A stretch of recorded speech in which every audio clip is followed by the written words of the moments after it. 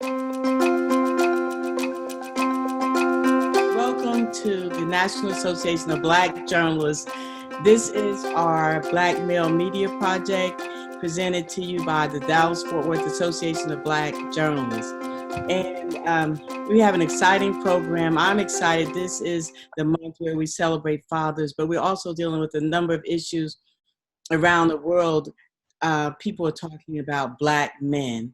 But this was the brainchild of former NABJ President Sarah Glover that felt like Black men were not getting the attention that they deserved. There was not the focus, and even on the positive things that Black men are doing. And we all know that that is not the case. There are good Black men, and they're doing great things.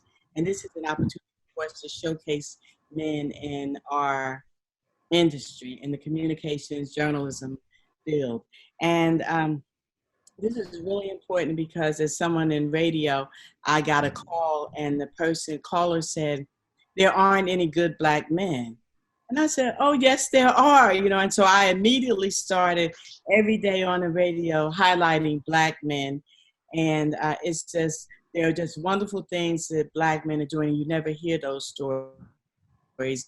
And today you get an opportunity to hear from Black men, to let them delve into their feelings. And we're seeing more of their feelings, even if you look back at the memorial for Kobe Bryant and you saw expressions from Black men that a lot of Black men have been told don't show them. So we're really excited about this program, and especially because we have someone, I don't know if he cried when he was in this first Super Bowl and then the second one, but I know he had some gorgeous rings to show, and that's none other than Bethel Johnson. And he didn't play for some teams because he's a Super and but he's here with us today, and he is the moderator. And Bethel, I'm going to turn it over to you, and look forward to a wonderful discussion. And you can follow us always if you go to our Facebook page. We have the Dallas-Fort Worth Association of Black Journalists, and NABJ is on the forefront of addressing issues. We have over 4,000 members, and we're continuing to grow. And you need us now more than ever because we need those voices to have a way of sharing the Black experience, and that's what we do. So thank you so much, and Bethel, on to you. Thanks so much for having me and thinking about me when it came to this opportunity to moderate this event. I think it's something that we definitely need. It's something that is very important to our community. Like you said, a lot of Black men don't get the necessary attention for doing all the positive things that we do. We don't get the necessary attention for all the positive impacts that we have in our community. And I think it's long overdue for that. So I definitely appreciate this, opportunity and this platform to do so. Do I need to share my bio? Because I really don't want to. I don't really want to do that. So, but I mean, like you said, I played a few years in NFL with the New England Patriots, and I ended my career with Minnesota. And from there, I've been in the community I moved to Dallas in 2009, and I've been in the community, active in the community ever since 2009, since I, arrived into Dallas. I do a lot of things. I'm involved in a lot of things, especially all things Black when it comes to our people. I'm really for creating spaces for us to have safe conversations like we're doing today. I founded the business club on that premise, the Black Business Club of Dallas, on that premise, because, full transparency, I went to, a chambers meeting, in my city, and it didn't look like what I expected. And so I just created a space for us to have, for us to be able to, exchange ideas, best business practices and things of that nature, so that we can grow our economic base amongst our community so that we can be competitive. But that's a little bit about me. But let me get right into my intros with some of these great and fine brothers we got here. That is Mr. Stewart Curet. He is currently the general manager of iMessenger Media. He serves as an associate publisher for the print publications of like Texas Metro News, Garland Journal, and iMessenger. He's been in the loss mitigation collections industry for 15 years. Yes. And he's just doing a lot of great things, and that I've seen Stewart out a few times. He comes to the meetings, so I'm well acquainted with him, and he's doing great things. So Stewart, I want to ask, man, with the things that's going on right now with the COVID, and with the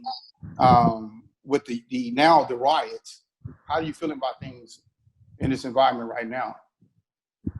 Well, it's a new norm, but at the same point in time, it's an old agenda. We've been dealing with the causes of the riots for the longest time, but it's just hitting a lot more home, just as the pandemic is. A lot of people, as I'm out and about, I see that they're really not, they're wearing their protective gear, they wear it over their mouth, they don't cover their noses, so I'm always addressing people out in public, asking them, okay, so what's going on with, why aren't you covering up? That's just me as a black man who's just trying to make sure that we're okay. The riots, you have to look at pandemic going on, but we still take to the streets because we're more upset about the whole process of the racism and the hatred, and it's nothing, like I said, it's nothing new, but it's taken a full effect because of the great equalizer, which is the internet, more so the camera.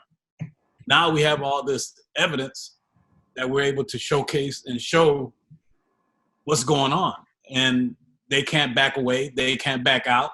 So now that all of a sudden people are, okay, yeah, we see you. NFL, yeah, we were wrong. I mean, come on. We already knew. They knew. Now they want to basically join the bandwagon and saying, okay, we understand. Why didn't they understand all these other things? What we have to do as black men is continue to uplift our families, continue to uplift our communities, continue to work. That's what I've been doing. And make sure that, just as all the other fine gentlemen on this podcast, we just doing our work and staying above water to maintain our cause. Absolutely. Appreciate that. It's definitely important that we do those very things, and we stay on code here to make sure that we're doing the very best that we can for our community. I appreciate those words, Stewart. Next is a reporter for the WFFA, FAA in Dallas. He specializes in stories from South Dallas. He's an award-winning investigative reporter. He joined WFAA TV, Channel 8 News in June of 2014. His broadcast career started in Lansing, Michigan, where he worked as a general assignment reporter day by day, and he was a law student at Thomas Cooley Law School by night. He grew up in Baltimore, Maryland. He got his BA from Maryland, University of Maryland, College Park.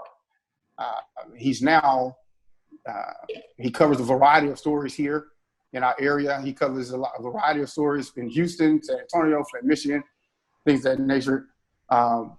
Welcome, Desmond Fernandez. I've never met you, but I've seen you on TV a few times. And it's an honor for you to be on this panel. And same question to you. How are you feeling about the situation that's going on right now? Damon, sorry. Oh, no problem. Thanks a lot, Bethel, and thanks for allowing me to be part of this panel. Good afternoon, everyone. It's kind of interesting. I think right now the best word I can say is just numb. When you talk about when COVID hit, we've been working from home since about March 12th, and with the social distancing, no access to our TV station, still having to produce stories in and around the community. And a whole lot of our normal changed when it comes to getting stories. We no longer can do face-to-face interviews, no video inside buildings. So that's forced us to be venues like this, where we're talking to one another on social media.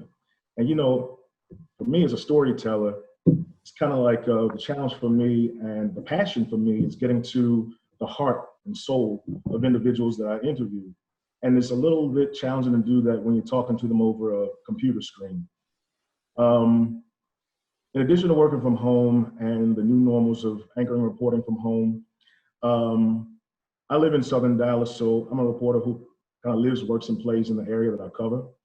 And initially, when we started to get the orders from the county and from the state, the social distancing orders, the stay-at-home orders, it was kind of puzzling to see how it was digested and disseminated across the community. It just definitely seemed as if a lot of people weren't getting access to the information that could help save their lives or reduce the risk of getting sick. You know, driving through parts of Oak Cliff and Southern Dallas, still seeing people hanging out in large groups. That was a little overwhelming to see. It was inspiring to see some individuals who were getting the information, educating some of our most vulnerable neighbors, whether it be the homeless folks or poor communities, making it a point to put signs up along the street or making masks or bandanas, making sure folks had access to that. And in the process, informing individuals about what was going on. You know, one of the main places where people get their information, if they don't get it from TV or newspapers or radio, is from some of the churches. And a lot of the churches were closed. So that was a big issue because some of our neighborhood institutions weren't in the neighborhood and able to educate the community. So I say it's been kind of numbing to experience COVID over the past few weeks. Not only that, you know, we're what, almost March, April, May, 2.5 months into this cycle and still dealing with sleep patterns. One of the first things I noticed a few weeks into covering COVID is that I was having problems sleeping. Not just because of changing routine, it was also because of some of the paranoia in covering the stories.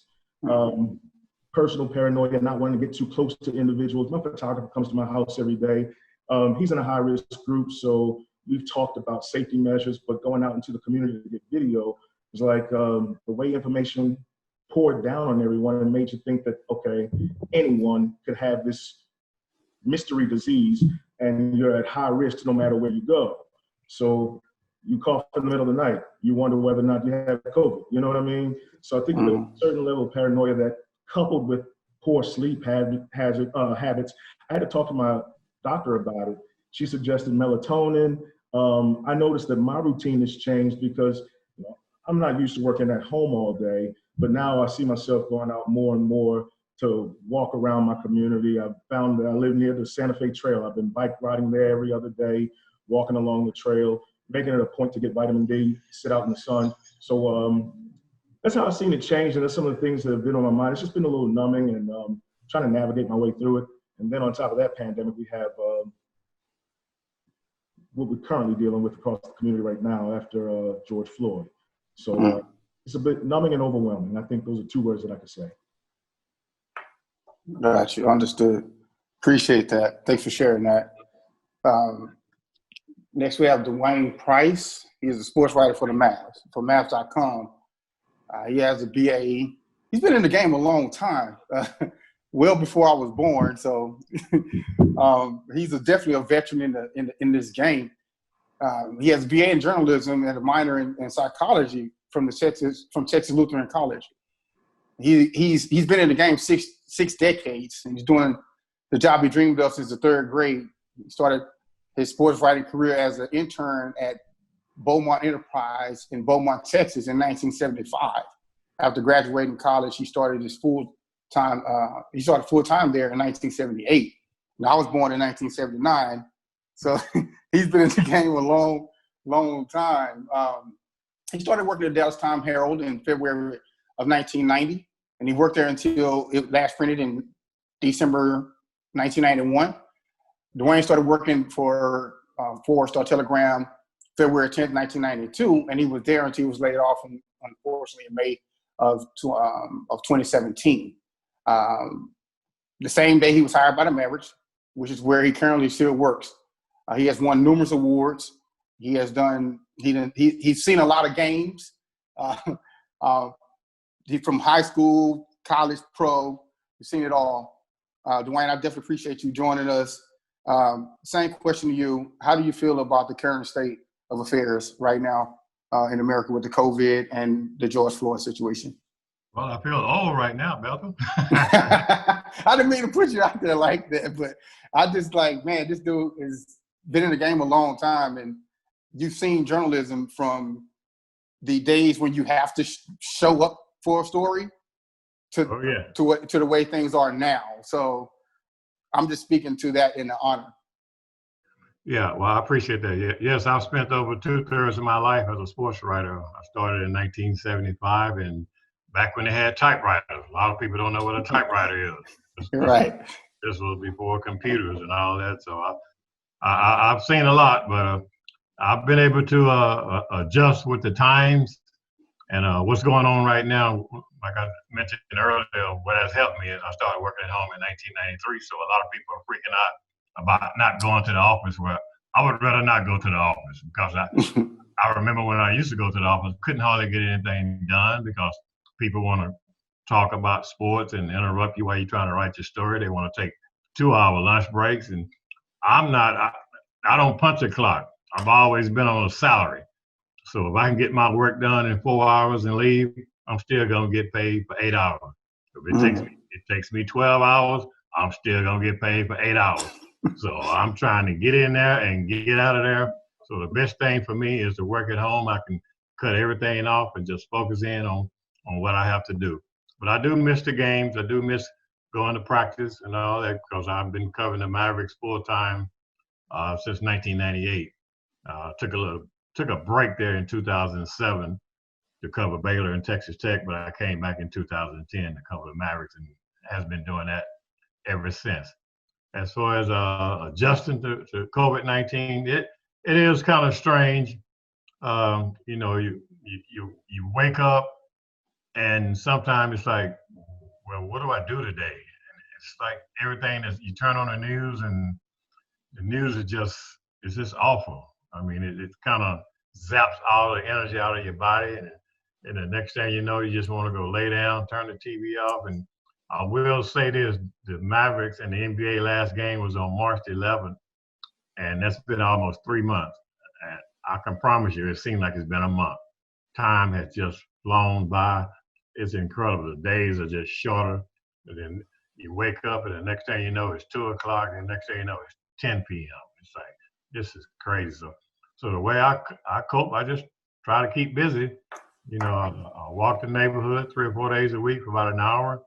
And I limit my time on TV because the news is so depressing. So I try to get like maybe 2 hours a day of that and get some work in. And the good thing about the Dallas Mavericks, they don't require you to do all that crazy work you was doing while the season was going on. So I work for a fantastic owner in Mark Cuban. As a matter of fact, Mark and I, we walked the Blue for Black Lives Matter march yesterday from the Dallas Police Department to Dallas City Hall. That's like a mile walk. We walked that, and I was able to get an interview with him. He's been doing a lot for the community, the Black community, and all that. So I'm good. You know, he's paying our per diem. He's been paying us. A lot of people don't know. He's been paying us a $25 per diem for all the employees ever since this started, 5 days a week. I mean, it may not sound like a lot, but trust me, it is a lot when somebody's paying for your lunch, and a lot of people don't know about that. So I'm doing a lot better than a lot of people, and you know, I thank God for that, and I thank God for all the blessings every day. Appreciate it, Mr. Price. Next, we got my man, Clarence Hill. The senior writer at Fort Worth Star-Telegram. He's been there forever. And he's been writing, he's been out there for what, 35 years? It feels that way. I've been covering the Cowboys. I've been covering at the Star Telegram since '95, and covering the Cowboys since '96. So you being a former NFL player know that I have seen no titles during my time covering the Cowboys. The last title was '95. I started covering the Cowboys, and I got the retirements of Troy, Emmett, and Michael, and the Quincy Carter years, the Romo Costa years, the T.O. years. Now I got the Dak and Zeke years, and still I think it's been 3 playoff victories since I started covering the team. So I won't say it's my fault, but I've been the witness to it all, and I appreciate I would like to apologize for my tardiness, but I got a lot of balls in the air. You talk about what's going on in my life, and in addition to trying to keep up with the Cowboys and NFL and doing COVID and now doing these social unrest and so much talk about the flag and the protest and the players speaking out and finally speaking out. My dad's been in the hospital. I've had to deal with that. He had 2 strokes and a heart attack on May 9th, and I've been in San Antonio trying to help him and support my mom, and he's still in the rehab facility and trying to get out, trying to break out, asking for his son every day, and so it's a blessing that he's still here. He was on a ventilator. He was intubated. He was on a feeding tube. He's not supposed to be here, but he's here. And so it's a blessing. So I count it all joy. I count it all blessings. And in the last couple of days, I came back to Dallas because my daughter was part of a youth protest with NAACP yesterday at Dallas City Hall. It was after that Back to Blue protest. It was from 1:30, and we were down there from 11 a.m. to 5 p.m. in the sun, baking and supporting her in her protest. And she's a youth leader with the NAACP. And today she organized a youth march, a march in Bedford. So I've been out in the sun. So if you see the sweat on my brow, I've been supporting her and giving water to all the protesters and trying to support her the best way I can. And now we're trying to clean up and get rid of and end the rally and keep this thing nice and clean. It's one thing to protest, but I want to say that I don't want them to say in Bedford that we dirted the place up, and so we're not trying to do that. So I got a lot of balls in the air, and I'm just grateful that you guys asked me to be a part of this, and we've been through a lot. It's been exhausting last 2-3 weeks without the sports, where sports stopped and dealing with the COVID-19, and as a sports writer, I was wondering, if we were going to have jobs when it was over. People don't understand that the media is not monetizing this situation. We've gotten more hits, more coverage, more viewership than we ever had, but no one has any money to buy ads. We gave most of our COVID-19 coverage away for free, so we're not monetizing it. So we're doing it and giving it away for free because it's a public need. But it's a lot. It's a lot we've been dealing with, a lot we've been going through. But again, you look at my family, you look at my dad's situation, look at my daughter who's a bright leader, honor student at Howard, and trying to be a leader for tomorrow. I can be happy because I know we're gonna make it. Man, I definitely appreciate that. I did see your post about your father, man. We're gonna keep him up, lifted up, keep you and your family lifted up, and we definitely appreciate you joining us, man. Taking time to be a part of this discussion. I definitely appreciate that, man, for certain. You my boy, Chill. You my boy. I appreciate Definitely my boy, man. And vice versa. Appreciate it, man. Next is Mr. Robert Flagg. He's a freelance, independent freelancer, photojournalist that's worked at DFW and market since 1986. He has had 3 jobs in major stations as a senior photojournalist, an editor, and live truck operator, and more. He is also a photographer that has done corporate special events and weddings. Robert is a single dad of a 12-year-old daughter. He loves taking photos that will put a smile on your face. He's a graduate of Booker T. Washington Magnet School in Tulsa, Oklahoma. He's worked in TV without a degree and a mentor, which is amazing. Award-winning yet, his award is making people smile. Mr. Robert Flagg, same question to you. How are you feeling during this time? Well, first, greetings to all that are here today, especially all the men. It's good to see everybody doing good, looking good. And I've been on both sides, covering the event and also becoming part of the event. And so starting off with COVID, it is something that caught us all off guard. It's something that's new to us in some forms and fashion. And we weren't prepared. We didn't know. And we still don't know. We're still not totally prepared. I've been documenting it just by taking photos almost every day of something from people filling up their shopping carts with toilet paper to all the signs that say 6 foot apart or whatever. It's just really been really an interesting journey. And once everything started shutting down, we were in a territory that we haven't been before. And for me, I have an elderly mother who I have to protect and make sure she stays at home. And being a single dad, I have a daughter who was now had to go to school at home. And so I'm trying to balance between taking care of a young daughter and making sure she gets her homework, and my mom making sure she gets the food and everything she needs to survive this whole thing without being in the public and all like that. So it's been a strain, and it's been an interesting journey, and it's still going to be an interesting journey. And then throughout this whole thing, I was working at a TV station, as a lot of people know, and just last week we were laid off right before the George Floyd incident. And so I've felt it from all aspects. And being laid off now with COVID, with all the racial tension, that adds another dimension to what's already a lot on our plates.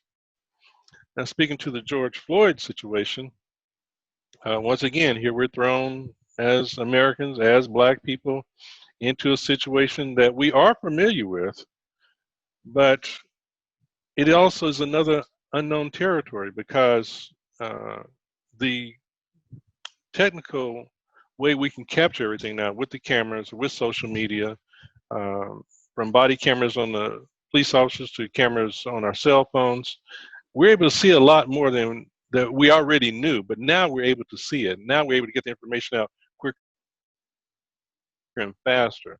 And what happens with that is so much is coming at us so fast, what's really real, what's not real, and as fast as we're getting things, we want the results to be just as fast.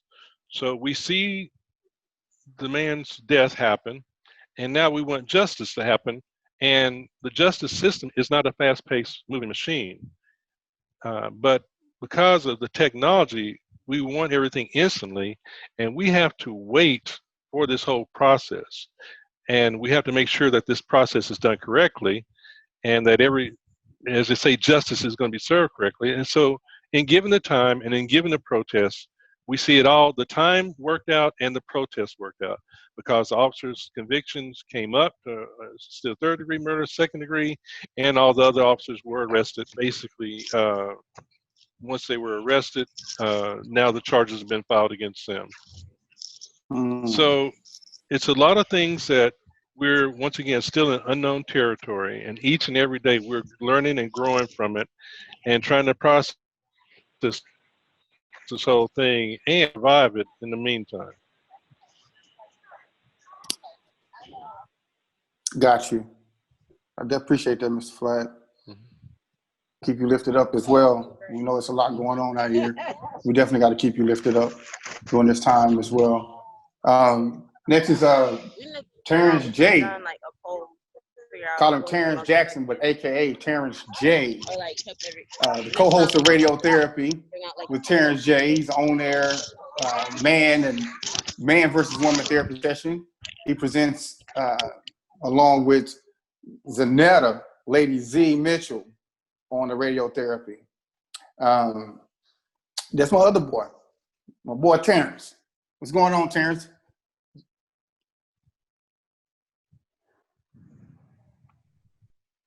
Is he on? Did Terance go?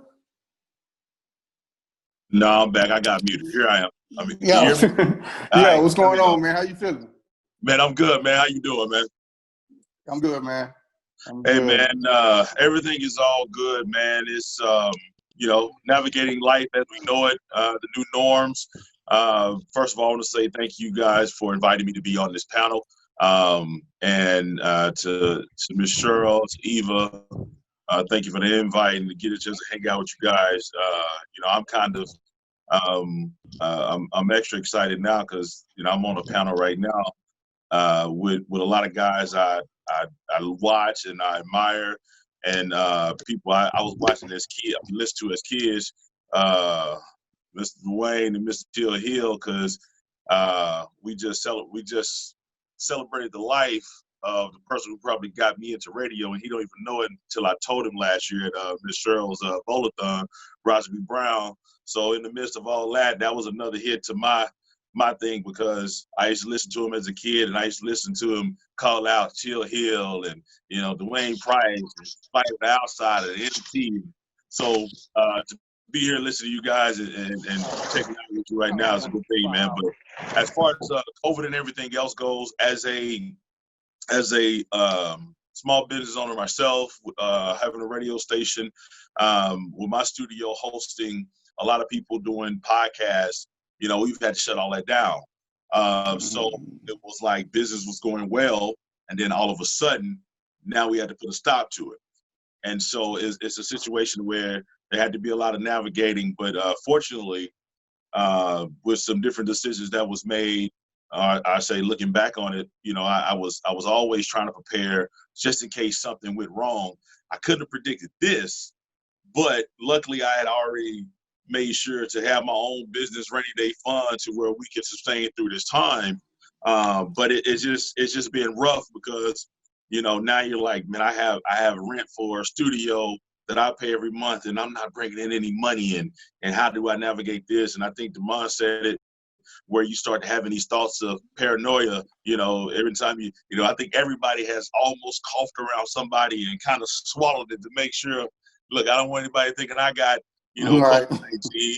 So, it's that mindset, man. But right now, as things are kind of picking back up, I know they keep talking about whether or not it's going to be a second wave or the first wave. Don't even stop. Hopefully, somehow, some way, man, we can ride this out. And it's funny, man. I think this was the perfect storm when you add in what happened with George Floyd, man. And I think everybody was sitting at home. Everybody's been watching a lot of TV, consuming a lot of information with all of this energy ready to go somewhere. And then this happened, and then everybody is now like spilling into the streets to say, listen, okay, the saying people say, I got time today. Well, when we saw George Floyd, everybody collectively said, okay, I got time. Why?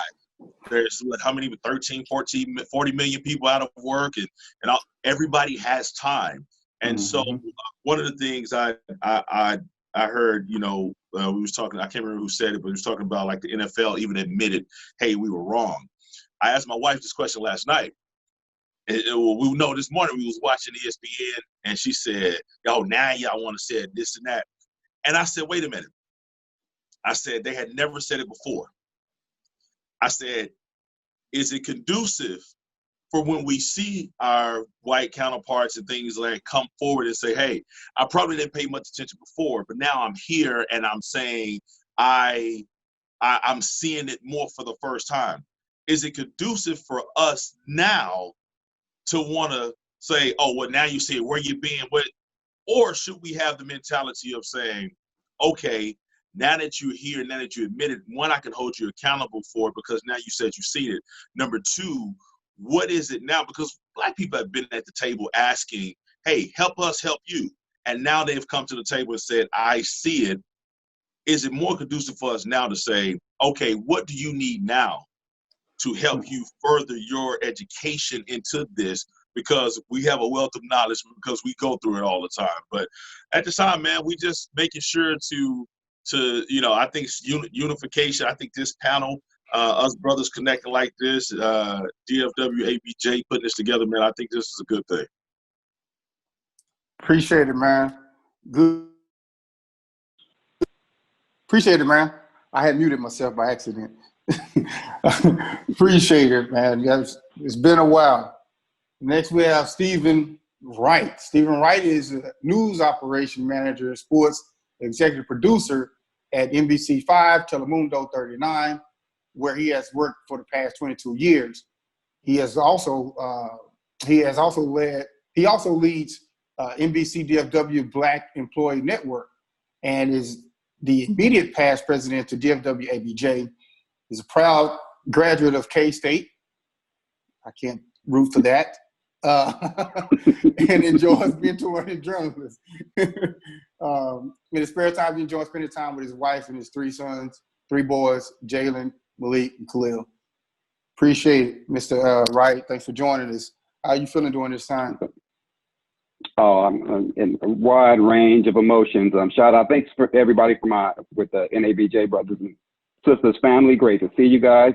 Thanks for everybody for being on this panel. Thanks for inviting me on this panel.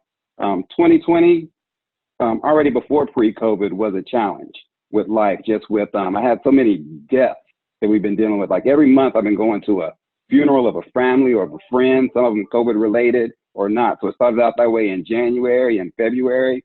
And then in March, this COVID hit. So it's just a wide range of emotions, scared some days, frustrated, motivated, upset, challenged, ready and willing to meet the challenges ahead.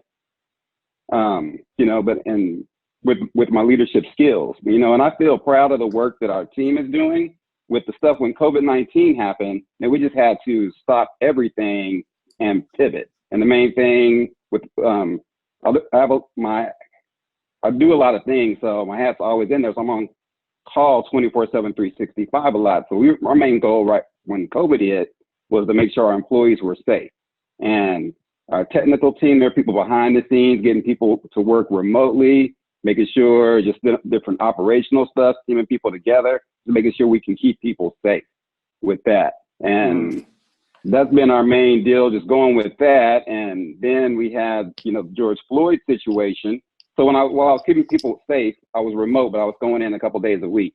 And then with the George Floyd situation, found myself going in more. But we have some people that are doing their best work, but our workers are also stressed because a lot of them have, as Robert said, have lost their jobs or taken pay cuts, or there's a pending cuts coming. So that's another frustration among not just journalists at NBC, Telemundo, Universal, but journalists all around. Because it's sad that we have to do that with the economics, but with stuff not everything shut down, that's how it goes sometimes, and that's tough.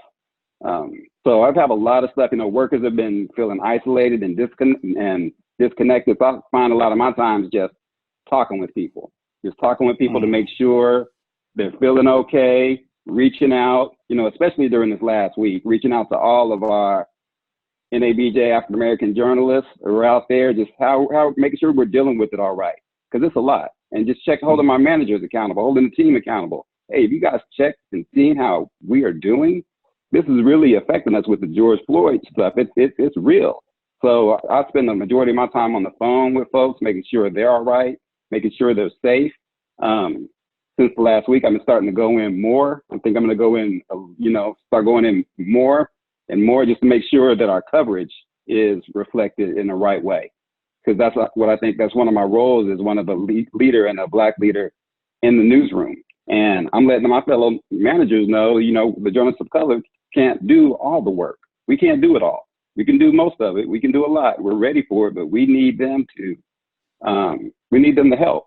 So with our Black Employee Black Employee Network, we're taking the lead. We've been talking to corporate and all that. We've been on calls, and we're taking the lead with this situation with educating employees, and we're going to have safe, honest, and open conversations and talk about what's going on, how we can move on and get past this. So that's a wide range of emotions for 2020, and it's just June.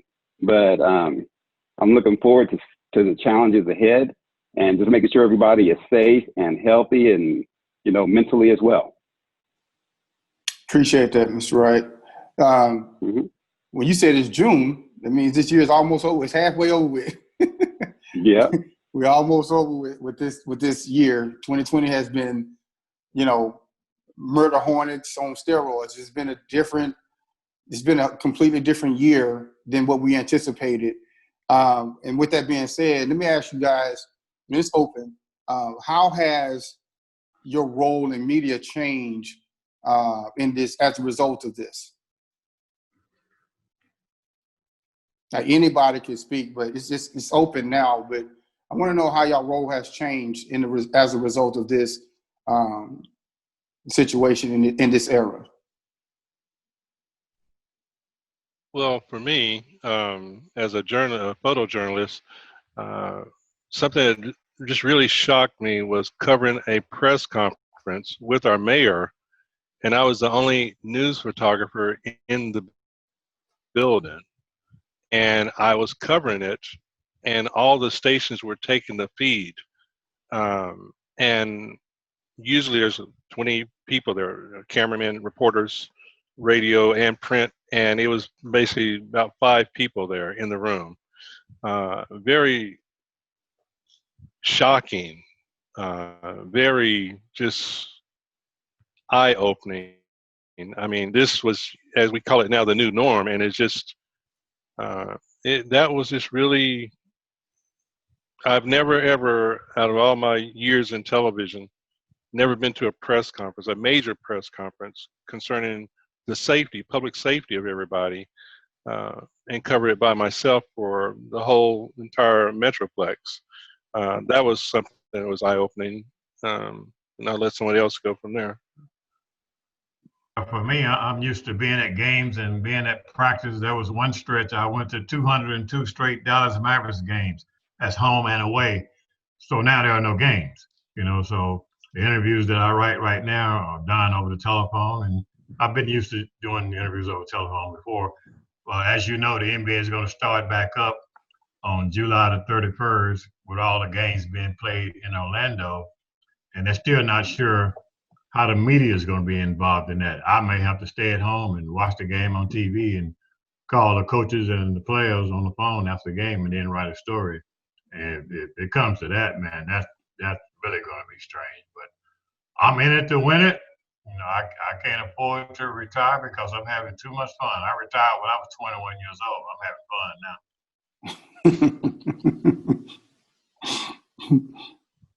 now. Anyone else want to share? I found myself with just educating folks right now, especially with the George Floyd situation. We have a lot of diverse young people in the newsroom that just don't know or don't want to know or whatever. So I find myself educating a lot right now, just explaining things and getting them to see stuff from our perspective. And then with COVID also that way too, with, I had one person was like, hey, I'm a high risk person. I'm like, we all are high risk. The African-American community is high risk. I share with them, I lost a family member from COVID. I don't want anybody to die. We're all at risk. But just having those conversations with folks, coming a lot more counseling. And then with Dwain, with sports, I would be at the sports games too in a minute, and that just dropped. So I've been working with the team just to keep, some stations stop doing sports. We're still doing ours, and our sports reporters are throwing in stories for sports stories during the newscast and just keeping that stuff relevant because it's big and sports is big, and it's big in North Texas. It's big with race. It's big with everything. But I just found myself, it's just a lot of just counseling, leadership, learning, talking things out. I found myself doing that a lot more lately, and it's not going to stop.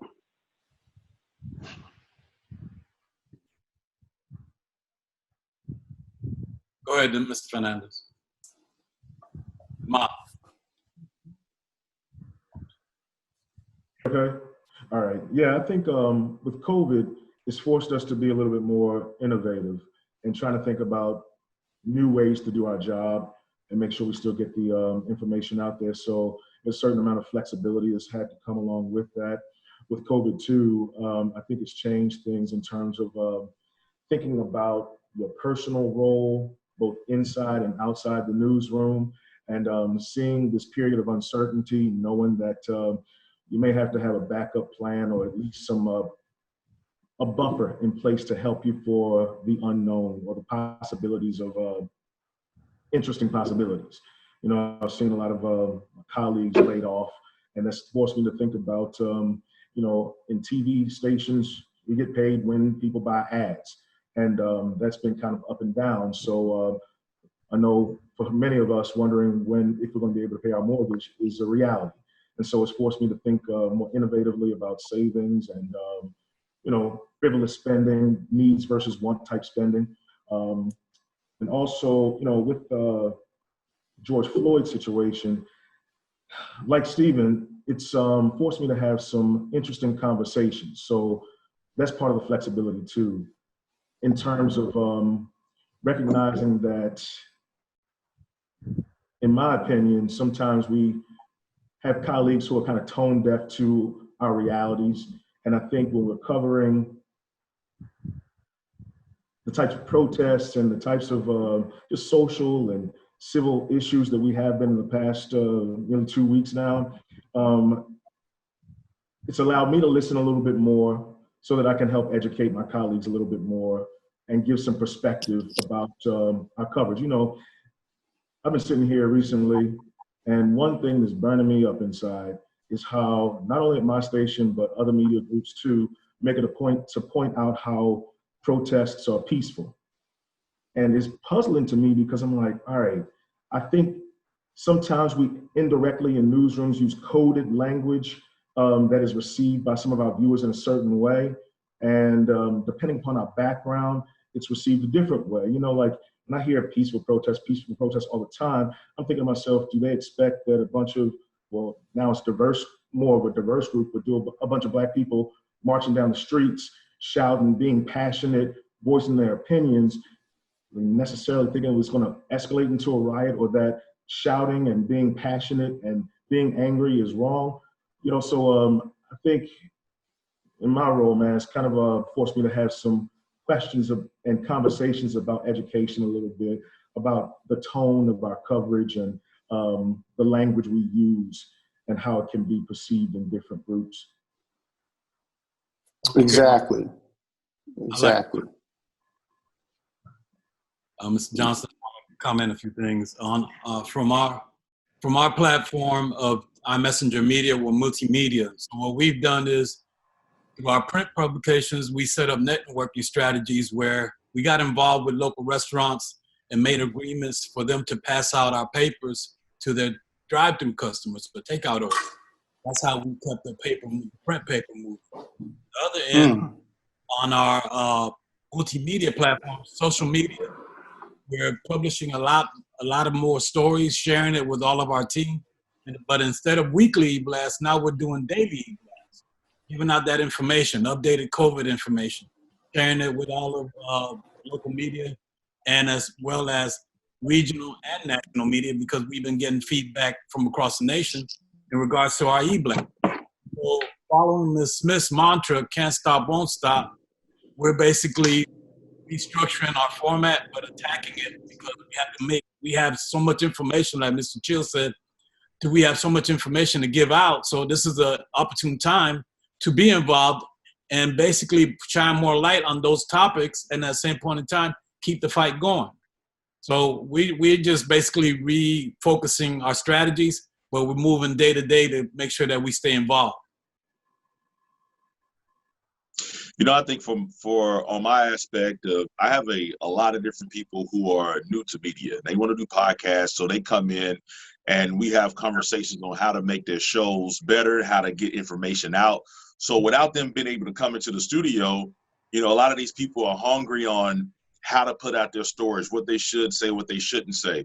So I'm doing a lot more teaching, like most of us, through the phone, through other video conferences, or through emails, so that, when we are able to come back in and able to get back in the studio, then they have more of a knowledge of how to move forward through this. I just had somebody ask me, they said, I don't know what to say.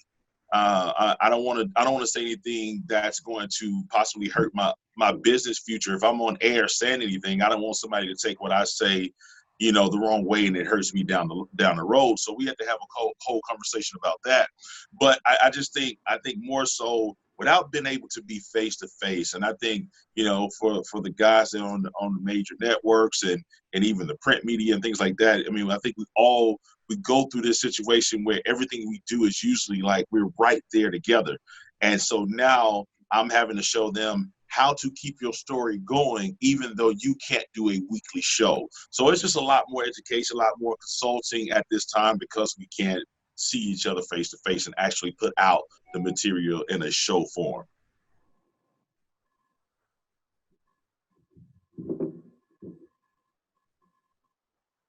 We have a couple of questions, but I wanted to piggyback on something that Damon said. He said something, and I was going to ask this question, and he kind of answered it. But, you know, I wanted to know, like,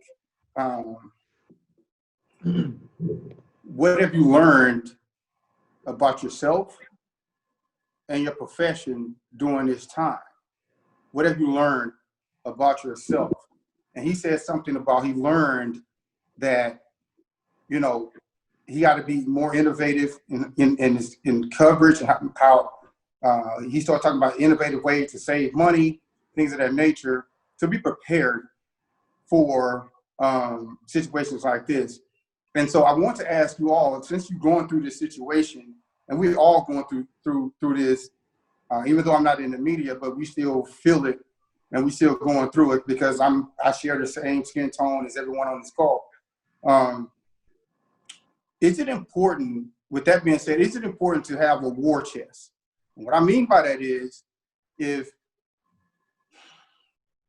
I keep a war chest, right?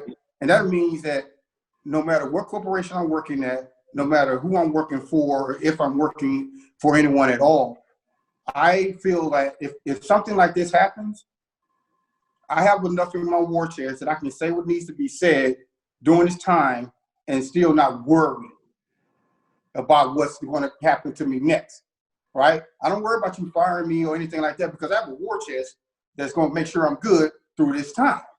And so I'm saying all that to say that during this time, you know, have y'all thought about, I know Damon just said, have you, anyone of you ever thought about making sure your war chest is stocked up for times like these?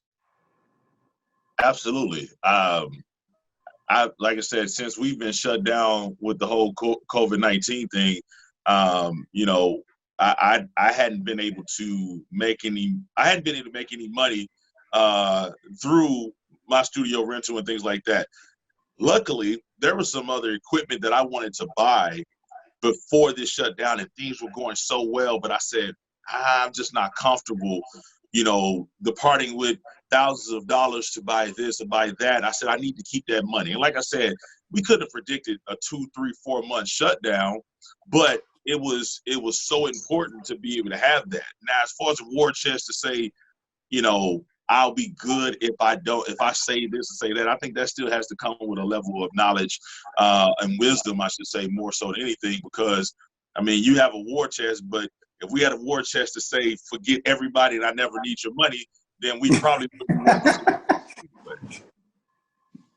Well, from my standpoint, I live in Fort North Dallas, and I used to have to drive to Dallas 5 days a week. So I don't have to do that now. I used to go through 3 toll booths going and 3 coming back. So that's 6 toll booths of money that I'm saving. That's gasoline that I'm saving.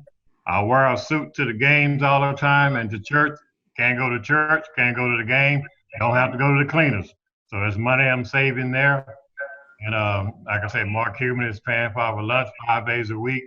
And on the other side of that, we have to buy lunch at a small business. As you know, a lot of Black-owned businesses are small business. So not only helping us, he's helping out small business. So I get to save a lot of money. I haven't had an alcoholic drink since March the 7th.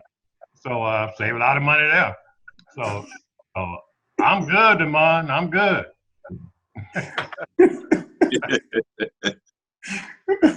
And not only that, you got to remember, when you get paid, you got bills to pay. Pay yourself. I got a Dwain Price bill, 10% every time I get paid. Put it in my own war chest. So I'm good. Since you brought up alcoholic drinks, we have saved money going out and going to dinner. We've eaten at home. I haven't had a few drinks at night at home just to get through the situation. It's stressful. So it's funny when they shut everything down, the liquor store was considered an essential business, so I stocked up. I think a lot of us did.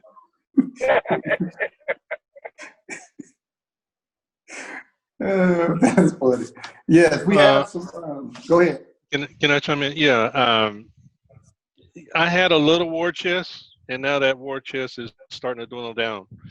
And you're not prepared with a chest or without a chest. You can't be prepared for these type of situations. And it's a learning process that I've learned through this whole thing. My first priority was my family. Take care of my mother, take care of my daughter, and then try to take care of myself.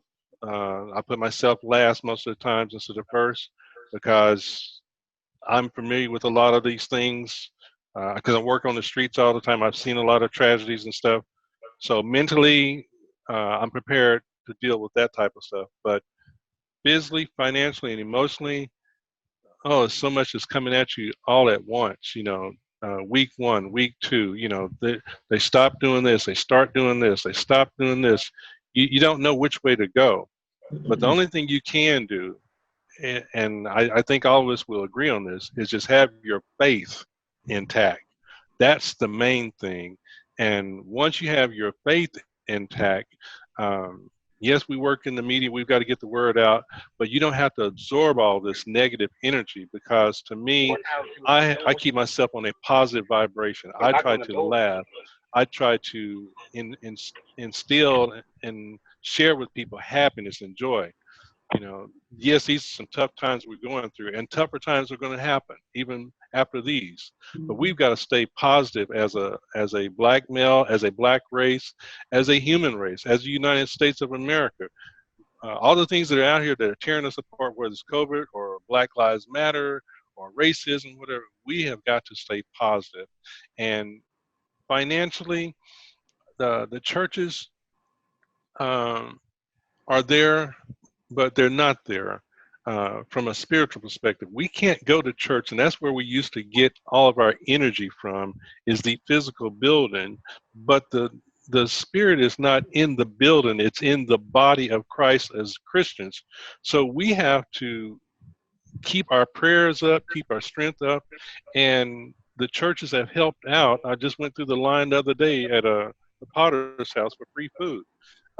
When the churches can help and the community can help, and people like the Mark Cubans can help and give back, it comes back full circle. So what we sow is what we reap. So if we reap positive things, we will get back positive things. Financially, depending on how long this thing goes, a year, 2 years, it will start to drain. It will have an effect on you. Yes, you will shop differently. Yes, you will spend less, but how do you make more when everything is shutting down?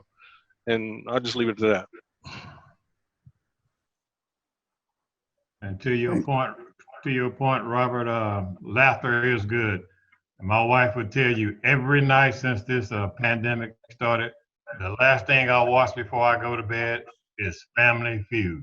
Steve Harvey is a crazy young man, and it makes me laugh, and he releases all the tension and the stress. So I recommend Family Feud before you go to bed at night. That's a good deal. That's a good deal. I reckon anybody that knows me that knows that I'm a positive person, but I also like to have fun. I like to crack jokes. So that's kind of like my war chest. And one of your main war chest starts in your mind. So I'm always saying, get your mind right, keep your mind right.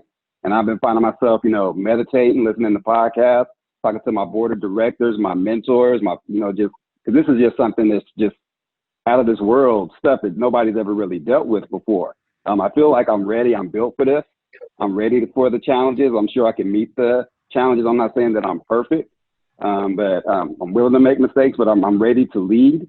And I'm not scared to say what I need to say in the newsroom or anything to get my point across or get the job done. I'm not scared of the repercussions. I'm not scared about being laid off. My mind just doesn't work like that. Do what you got to do. I'm going to bring my A game every day. And if I lose an opportunity in one place, I'm sure a door will open somewhere else. That's kind of like my war chest in my mind. And I have to keep my mind right with the positive stuff and the board of mentors and The funds, yeah, we haven't been going out that much. Everything's been shut down. Like Cheryl said, the liquor store, it's an essential business. You've been hitting that up, having a drink. The bartenders are going to have an issue when you're coming back. Everybody's going to be like, is there enough liquor in the drink? Because people have been pouring their stuff at home, getting through all this. But the war chest, I feel like, and financially, yeah, you've been saving some money with not having to drive and all that. And everybody should put away a nest egg. But it's some scary times because nobody really knows. Nobody knows what's going on with COVID. And then we're working to make sure nobody forgets what we're going on with the current situation with George Floyd and these racial injustices, and making sure all the companies, not only in the media, but everywhere, does right about diversity and inclusion and finally gets it right, and to just know that we are serious about this.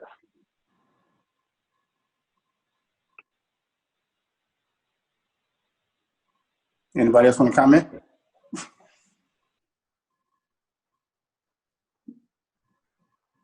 Speak now or forever hold your peace.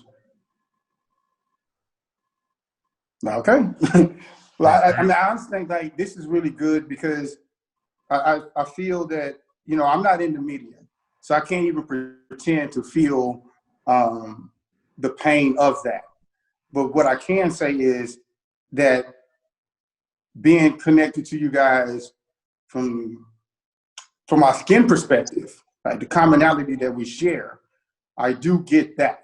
I do get that, we're all dealing with the same thing. And this just shows that it's important that you have a safe space to express those things that you're dealing with.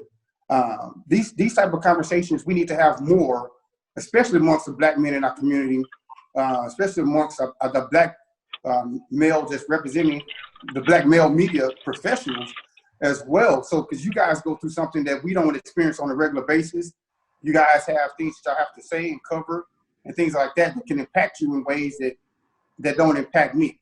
And so I really commend you guys for opening up, sharing those things with us, being candid, because that's the only way that you can get help through these things. It's just being open and honest and sharing your experiences, because you never know, someone could be sharing the exact same experience and they could have went through it successfully. They can tell you how to get through it as well. So I definitely appreciate you guys speaking up on that.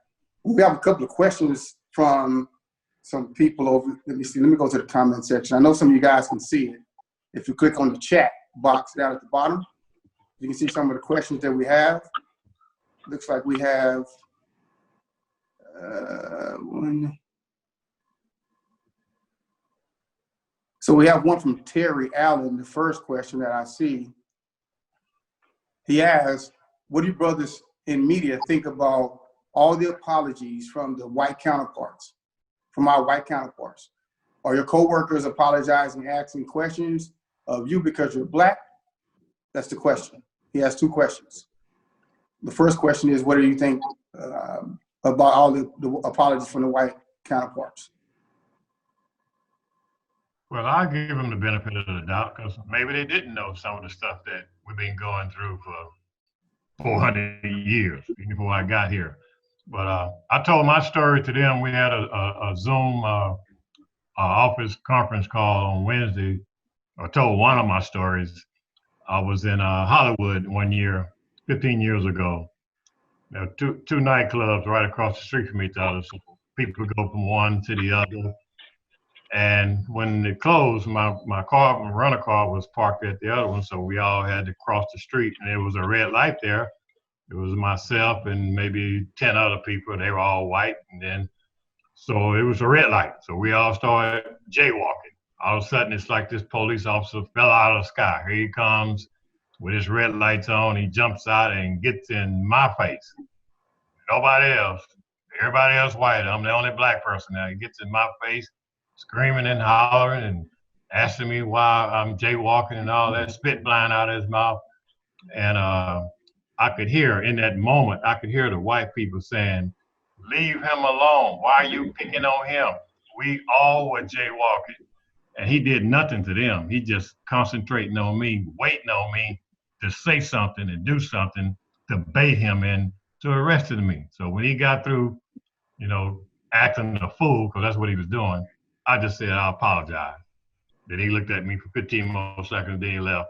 But what I took away from that is all the white people were screaming at you. Officer, why didn't you do anything about them? I didn't say a word. Number one. Number two, we were all jaywalking. Why did you choose me? So when I told that story to the Dallas Mavericks employees, they all started apologizing. They said they didn't know stuff like this. I said, yeah, we wake up and live in this black skin every day, which we're gonna live in till the day we die. It's a whole lot of stress and stuff we have to go through that white people don't even think about. I can't tell you how many times my wife and I walk into a restaurant and the white maitre d' pass about 7 or 8 empty tables and walking all the way to the bathroom or the kitchen to sit us. So we always just stop. And she turned around, what are you doing? I said, I don't know where you're going. We're going to sit right here. That's where you have to do it. We're going to sit right here. So we have to go through this all the time. So I just wanted to share that with you guys. Yeah. Can y'all hear me? Yeah. Okay. Media friends and colleagues, and it is funny because I know I frequently tweet, talk, comment about social justice issues, and have been doing that. Most of our journalists are either don't care or afraid. You know, we only write about football, or we only tweet about football, and you know, people follow you. I just follow you for the Cowboys. I've always said, you follow me, you get all of me. You get all of me. You get all my life. You know, as a journalist, I'm asked to offer opinions on the Cowboys, and we don't have a problem offering opinions that T.O. is a bad teammate.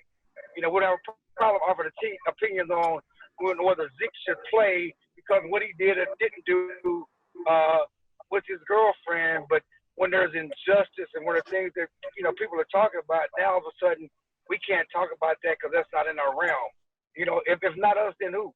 You know, and so, you know, I've always done that, and I certainly have had white media friends who've reached out. You know, and it's funny. I don't know if you guys have seen seem like an awakening. You know, white media friends finally, you know, saying we get it, we need to speak out, we understand. How are you doing and whatever else. I know it's funny because there's a story in that was in the LA Times and the Washington Post about white people who are so guilty or feeling such guilt that they're cash apping money or Venmoing money to their black friends. They're sending them gift cards, sending restaurant cards. They're sending them money. And I did a joke. I was on my radio show earlier on ESPN Radio today, and I was like, I'm not doing any good white friends. I'm trying to figure out why none of my white friends are sending me money. Y'all need my cash out. No, but it's real. I talked to a friend last night, and she said another friend showed her a photo in her room, in the living room, of gifts, flowers, gift cards, and money that was spent by white friends who are sympathetic and want to do something, so they started sending black people money. Where my money at? You know, y'all need my cash out. I'm like, well, I thought we was tight. But you know, it's just interesting because there's so much, because there's so many people who are reaching out and trying to find a way. What can I do? How can I help? And again, some people are sending money, but you know, we need your support. You know, it shouldn't be just us. It's funny because it's always just us. You know, we got to be the ones asking about Kaepernick. Well, you can ask about Kaepernick. You can ask Jared. Why don't I have to be the ones who hold the team foot to the fire on these issues? You know, and we're always the ones stepping up. And, you know, as soon as we step up and ask the question, oh, here he goes again. He asks about some black issues. But it's not black issues. These are, you know, issues that affect everybody. In NFL, we're finding out, as Drew Brees found out, if you don't care about these issues, you are not a good teammate. You're not, you know, it's funny, T.O. was considered a bad teammate. Well, this week, Drew Brees found out, the great leader, the great quarterback, where everything is always centered around the quarterback. Around here, we always talk about Romo friendly and Dak friendly. We're going to do things to make things great for the quarterback. Well, the quarterback had to humble himself this week in New Orleans and realize that it wasn't about him. For once, it wasn't about him. And needs to do something and find a way to support his teammates. He's trying to do that, and that's what our media friends need to do as well. You know, they need to call each other out on that. You know, one media friend was calling me about the other day about another person and something they said about Trump. I say, and want to know if I said something. I said, why didn't you say something? That's your friend. You know, I need you to say something to him, not just me, because if it comes from me, you know it's gonna look, oh, he just, you know, he's been a radical black dude. He's black dude bringing a race car. It's not about that. You need to be doing the same thing. And so we need our white media friends to stand up and quit being silent, quit being said, you know, that's not my issue. I don't cover that. That's not, you know, in my area. How is humanity not in your area? How is denouncing racism not in your area? You know, how is saying, you know, police brutality, we don't like police brutality, not in your area. You know, that is something for everybody. And I think that you're seeing that across the board, that people are realizing that we all have a stake in it. We need our allies, not just want to come to the picnic dance and appropriate our issues, but also when there's something happening, when there's a real fire, we need you to get in there with us as well. Terance, I wanted to ask you this before somebody else talked. The Drew Brees situation. One day he was talking about, you know, not kneeling for the flag and all that stuff. Then the next day he sounded like an African American. Do you believe he really wrote that apology, or did he call a black PR firm to write that apology for him? Because it was like a complete 180. Listen, I know he didn't. Listen. Let's be honest. None of them have written their own message.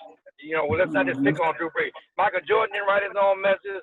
Tiger Woods didn't write his own message. They didn't write. Of course, Dak didn't personally. I think his words were behind his message. I don't think Dak wrote his own message.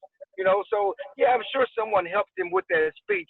You know, we won't know. The proof is always in the pudding. We won't know until how he acts and how he continues going forward. But at least for Drew Brees, I would say this, that he opened old wounds on Monday or Tuesday when he said he put out this statement saying he supports the issues, but then he went on the next day and said that he still doesn't believe in kneeling for the anthem, that it was a disrespect to his grandfathers who fought in the war. And he got immediate pushback, immediate backlash from across the sports world. LeBron James, media people, everybody gave him immediate backlash. And more importantly, it was his teammates, you know, guys in his own locker room who unfollowed him on Twitter, called him out. Malcolm Jenkins told him to shut the F up, okay? It's not about you. You're being selfish, okay? And he offered an apology. He like, his eyes were bucked and opened up and realized that it wasn't about him. Again, he offered two apologies the next day. He had a team meeting where he was very emotional to me, team meeting, coming to tears and saying, I get it now, or I didn't understand it. I'm sorry for bringing this back up. And I applaud him in a sense that Donald Trump yesterday told Drew Brees, you shouldn't apologize. We stand for the flag. It's about Old Glory. And Drew Brees basically stood up to Donald Trump and stood behind his apology, stood behind his teammates, and said, no, it's not about the flag. It's never been about the flag. So I can only go by what his actions now. Yes, it was a complete 180, but this is a start, you know, and we got to take him at his word. We'll see how he follows up.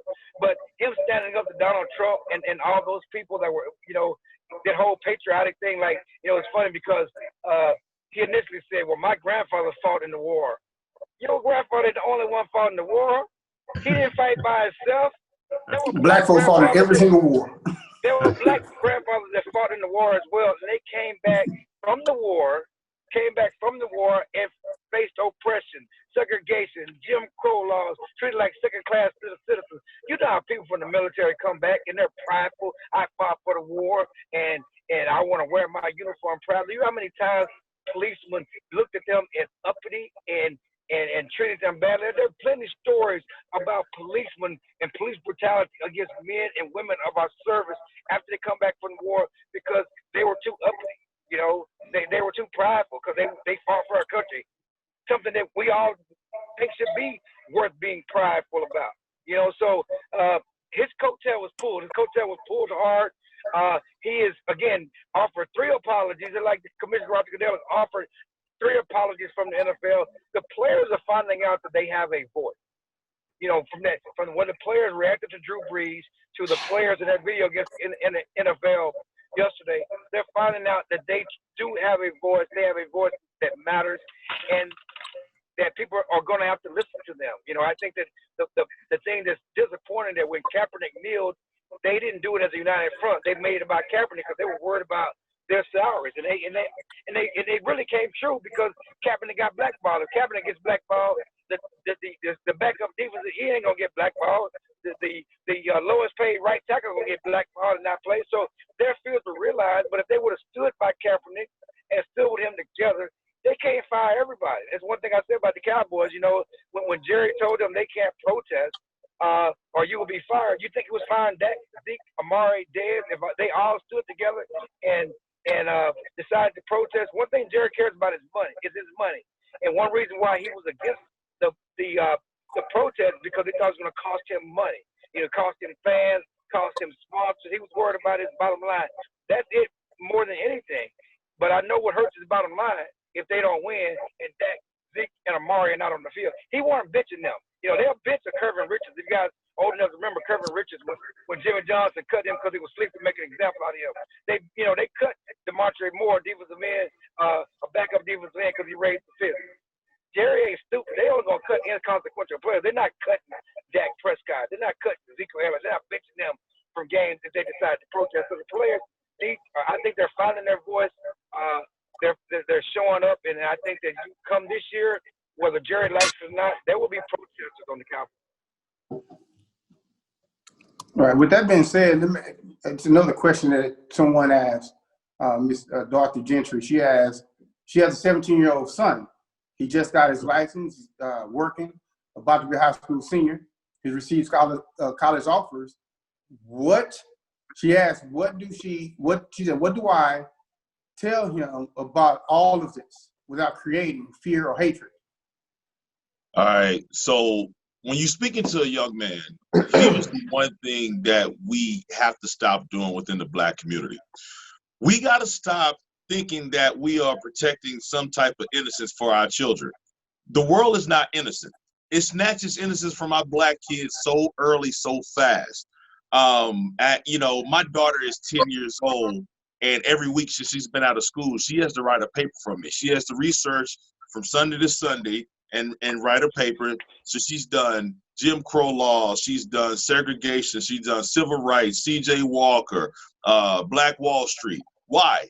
Because I cannot not equip her for this world to understand what's going on. And I make her tell me, what was it? What happened? Who was doing what?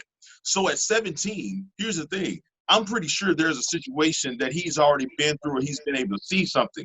So to say I want to stop and not create the fear, well, the fear is how everybody is going to, that's your own self-perception.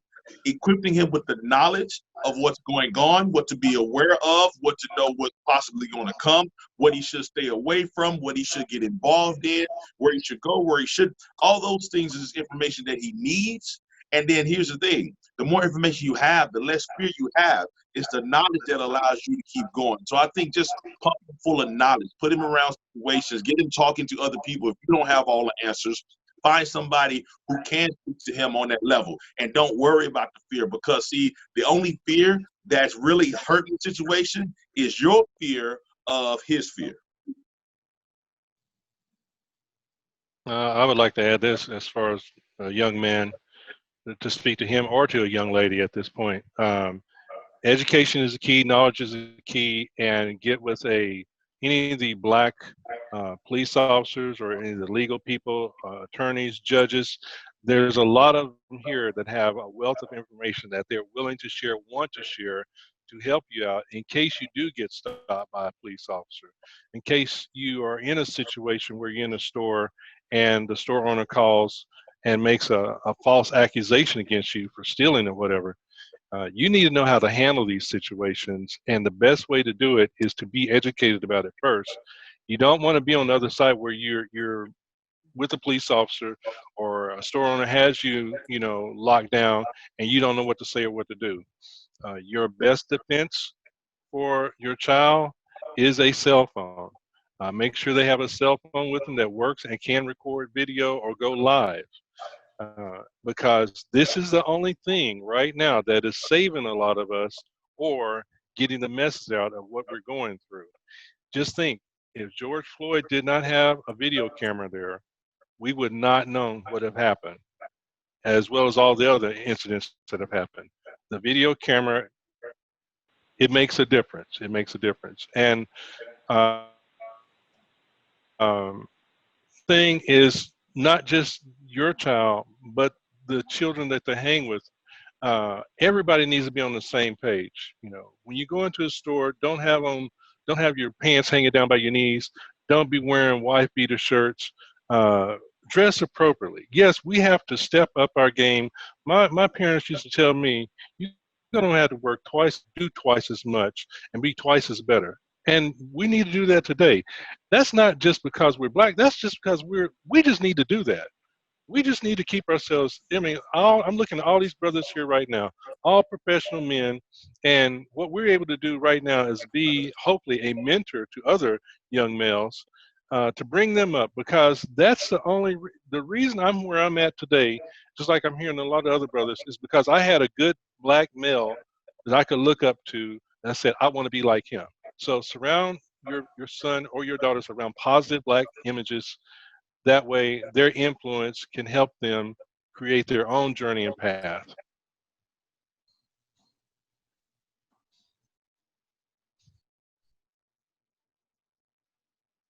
Appreciate y'all for answering that question. I hope it was helpful for her to hear from you two brothers. That was some good information. That was good advice. And I would like to say too, like, you know, we do have to step up, you know, as a community. But in my way of stepping up is, you know, we have to be able to come together way before issues like this ever occur. We have to be able to have these conversations. We have to be, you know, prepared, you know, in the event these things happen, or these things like this, we know they inevitably happen, as long as we're in this environment that we're in. And so, you know, I'm raising a black son myself, you know, so for me, you know, the conversation he and I have, it's always, I let him know the truth about the world that we're in, period. There's no way I can sugarcoat what's going on. I let him know he's 9 years old, so I have to tell him the truth about the world that we live in. You know, granted, he got friends that are white, but I don't push my biases or anything on my kids, because they're innocent until we change them. Right? And so I tell him, I said, and I'll let him know that you live in two different worlds. Tanner lives in a different world than you do. Y'all the same age, you live in the same neighborhood, go to the same school, but he lives in a different world. And so I have to always give him the rules of the game, you know, when he's out in the streets, how to conduct himself, things of that nature. But even with all that we do, that's not something that they wouldn't see that my kid is a great kid. They wouldn't see that he comes from a great background, a great father, they won't see any of that. What they see is what he looks like. And that is something that he can't do anything about. You can dress it up, you can do all you want. I mean, they hung us in suits, they lynched us in suits, they did all these things. We were dressed up to our best. But my deal is, what do you do when you get in those situations? I got to equip him to be able to survive those situations. When he do encounter, you know, police officers, you can only equip them with the best you can to get them to come home. And that's all you can do. And the other thing. Go ahead, Mr. Flagg. I was going to say one of the other things you can do is, depending on the situation you find yourself in as a kid, you be the person that dial 911. Because if you causing trouble, the last thing you're going to do is dial 911. So if the 911 operator comes on to know that you called them, then they're going to be more receptive that, hey, this kid is in trouble. Something is going on over there. I don't know what's going on, but send a police officer over there. So if one police is already there, here comes another one, knowing that this kid dialed 911, something went on, and they know something's not right. So that way you'll be protected. Absolutely. You know, sometimes we have called 911, the police turned on us. So sometimes that can even be a risky proposition to do. Mm-hmm. Well, at least you got a paper trail there, knowing that you did call them. So that let you know that you had some kind of problem. I guarantee you, I've dialed 911 maybe 3 or 4 times in my life, and I had an issue every time that I didn't create. So, and every time they sided with me. I tell my son to call the fire department. At least when they show up, you know, I take the ticket for a false call for a fire. But if you encounter police and they're aggressive, just call the fire department. Say your car on fire at this location. I mean, you got to have other witnesses or other first responders, in my opinion, there that can kind of that can de-escalate the situation more so than a police officer can.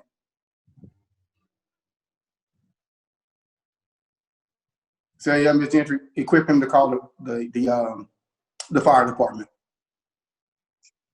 That's a good one. I got to remember that because there's one about less than a mile from my house. They can get here real quick. Yeah, just call the fire department.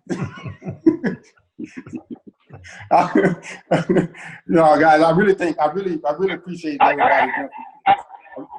What's up, Chill? I thought he was saying something. I really appreciate I got one question. Go ahead. I got one question. Can you hear me? Yes. Can you hear me? I got one question. I just want to ask, because I got to ask Terance. Yeah. How's your beard so black? How's your beard so black, man? Hey, you got to keep I mean, we got me and Dwain and Steve. What? Listen, you got to keep in mind. Man, I'm the youngest one on the call. Hey, I'm the youngest one on the call, man. It's still you. No, seriously.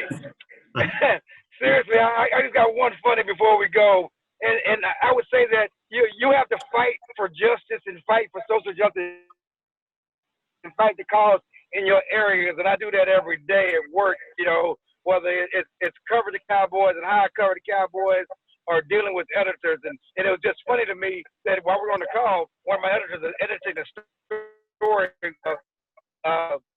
that I did on Drew Brees and his response to Trump, and one of his teammates' response. And one of his teammates, Cam Jordan, basically said, my teammate on Drew Brees said he dropped the bar. And the guy texted me back, you mean ball, right? And I just started laughing. No, he meant bar. It's a rap term. It's a positive. It's like Drake. You got bars. You got to drop bars. Drew Brees dropped the bar in response to Trump. He didn't drop the ball. Drop the ball is a negative. He dropped the bar. So we have to educate where we are. You have to educate in the places that you are, because, you know, they don't know. He was getting ready to change it in my copy to ball. No, he didn't mean ball. That has a whole different connotation. He dropped the bar. Mm-hmm. Hey, they don't always know the things that we you know, how we talk and being able to do that. So you will get that pushback. But I'm while we here real quick, I got to ask like Steven and Damon, you guys are producer and on air anchor. Are you seeing that you guys are having to make sure that certain issues are being said on TV, or are you guys getting a lot of pushback from, I don't know, the masses that respond to you guys saying, okay, this is enough? How is that working out with you guys now putting out this information, especially with George Floyd? Damon, do you want to take that first? Gotta unmute, Damon. So Steven's a man. Can you hear me? Yeah. Okay. Steven's a man. So the masters respond to him. I respond to my producers and managers. So the dynamics are a little different. You know, we're producers. We have editorial meetings where we discuss content. The producers have a vision for their newscast and try to have a balance for the most part about what they think is newsworthy that day, or what we think our resources can cover that day. And it's interesting because right now, big headlines are protests, George Floyd fallout, and COVID-19. So we have a mix and a delicate balance of all that stuff. But at the same time, some of the details are different and more important to different communities. So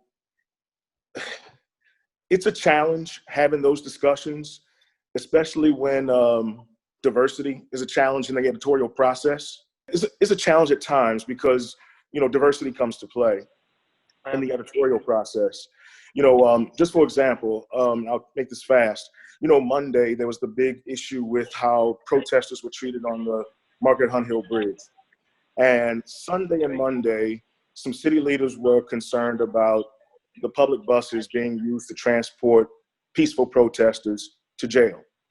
Some of the DART board members voiced their concerns on social media. It gained a lot of traction. And the next day, when I found out 600 plus people were going to be carted to jail on the buses, more people started raising concerns about how the city was using DART, or police were using DART to transport those folks. Given my history, I thought it was a story worth telling. So talked to my producers about it. And one of the frustrating things was, in our conversation, I was told that that wasn't a big story for today, or it wasn't a big story. And I was like, it wasn't a big story to you based on your lived experiences, but based on my lived experience and the knowledge of my history, I think it's a big story when you have people who are speaking out or protesting about social justice and civil rights, just the parallels about how the public buses were used back in the civil rights movement. So that was a teaching moment for me and that producer at the time. I told him, look, I'm a Black man out here covering this issue right now. And, I think you need to be respectful of the perspectives and lived experiences of other people. And so just to piggyback to what we were talking about before this question, like the apologies that are coming through, it's kind of interesting because you got to play a delicate dance, I've learned, about how to address some of those apologies. I mean, like, what are you apologizing for? I think if you have a discussion and you can educate through discussions, I say a delicate dance because I've learned you got to be really careful about how you respond.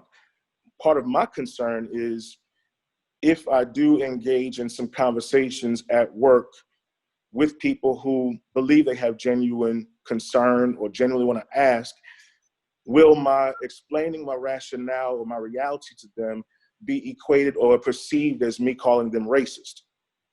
And so it's kind of interesting, a delicate dance that you have to play. But no, during the editorial process, we do have discussions, but most of our decisions are based on what the majority thinks is most salient that day, and trying to have a little diversity and coverage as well. I'll piggyback on that. The editorial process has always been, with our newsroom, is fuss, cuss, discuss. And there's a lot more of that now. And because everybody's remotely, you're not really meeting, everybody's on the phone. Few people are in the newsroom, but everybody's on the phone. So you have to keep the meetings tight and still allow people time to say what they want to say. And it's a lot of teaching moments, but also tell people, speak up, speak out, say something. I encourage our employees to ask me. I'd rather you ask me a question because I've been in the game. I've been there 22 years. These are family and friends. I'd rather you go and ask me before you go out and make some statement like a Drew Brees and you got your foot in your mouth. So I'm like, just ask me that question. But us Black journalists, we have to realize that we have to be perceptive of that, and we have to want to educate. And I understand the frustration. Some of us don't. Some of us, like, we don't want to do that. You're like, you should know Black history. You're educated. You're here. We know about you. But we, in order to move this forward, we have to be having those conversations. We have to have those tough conversations. We spent all of our managers meeting discussing this. And myself, Valerie Guyton, we were very vocal on just, this is a day in my life. I explained to them, they were talking about the talk. I'm like, what am I going to tell my son? I'm like, my oldest is 26. He got his driver's license at 16. It's the same talk. The talk is to survive, come home, and we'll deal with those assholes later. And that's what I tell all three of my boys. And just to let, and letting the managers know, with a lot of Black folks, a lot of us, we represent the entire race. Like, you judge a Black man on how you see Damon at WFAA, or how you see me. That's the way it happens when you don't have a lot of diversity. We don't all look alike, we don't think alike, but we have the pressures that we have to be our whole race for you guys. And then right now, I hope finally they're getting it. We're just forcing them to have, we're talking and we're going to have honest conversations. We're planning for town halls where we're going to have the employees. I'm like, you need to listen to our employees, what they're going through. COVID, this protest and all that, and just hush. So we have a town hall meeting planned for this week where we're going to do that. I have the managers on, and I'm like, just listen, I'm going to bring you on. It's sponsored by the Black Employee Network. We're going to have members of our newsroom just telling them, hey, what have you been going through? And managers are going to hush, and it's safe. Nobody's going to get fired from what they say out of there unless somebody says something crazy, like, but nobody, this is a safe conversation. And I think we need more of that, but we need to be educating. And the editorial process, we're like, what is hey, is the protest gonna be violent? I just got a text, hey, we need a photographer. I need another photographer for somebody for tomorrow. I'm like, what is that photographer gonna do? Well, there's a protest. And we're having conversations about how many of them are we gonna have? Are we gonna cover every single protest that's happening in North Texas? Are we gonna take it towards solutions or different stuff? So the editorial position, the editorial grind is very important, and it's very important for journalists of color, especially right now, to speak up and say something and educate members of the team. It's very vital, but they have to be, and I understand your newsroom has to be conducive of that, but I think now's the time we need our voices. That's what we are here for. Appreciate that, guys. I as we come to a close here, I want to hear, you guys' final thoughts on each of you. I want to hear your final thoughts on your plans, on how you are going to continue to navigate the course going forward. In this with everything that's going on. What is your plan to continue to navigate going forward? Well, one of my plans is to continue to monitor all the situations, learn from all the situations, and have more honest discussions from everybody. You got to be honest about where we're at right now. Getting the truth, getting the information, getting the knowledge, that's what's going to move us forward. I want to continue to educate and share the information with our people, because right now, when I say our people, it's definitely Black people, because we need it. The Black press is here, but there's not enough of it. And we don't have a national network. We do, but they're not there like they should be. We don't have enough with I'm just going to say, like, we don't have enough with the local news channels to get the information out to Black people every day. And it's not like a black and white deal, but it is, because the numbers are showing in COVID that it's affecting our race. And when you have people like Damon that's there, that has that beat, that can get that information out, that's appreciated. But if he doesn't have the support from us or other journalists to help push his cause or push his stories through, because there's not enough management or whatever, then we need to get that information out to the community to help get it back to the stations so we can get this. The Black newspapers that are here, what they're doing, whether it's handing out the papers in the drive-through windows or getting it on social media, we've got to have more positive discussions to help educate us. And that's what I'm going to be a part of at this point on. I'd like to just say, I'm going to continue to teach teachable moments. I need people. It's all about the people. Speak up, speak out. We need more Black in management in all the newsrooms across the country, and we need Black in management in everywhere. We need them in city government.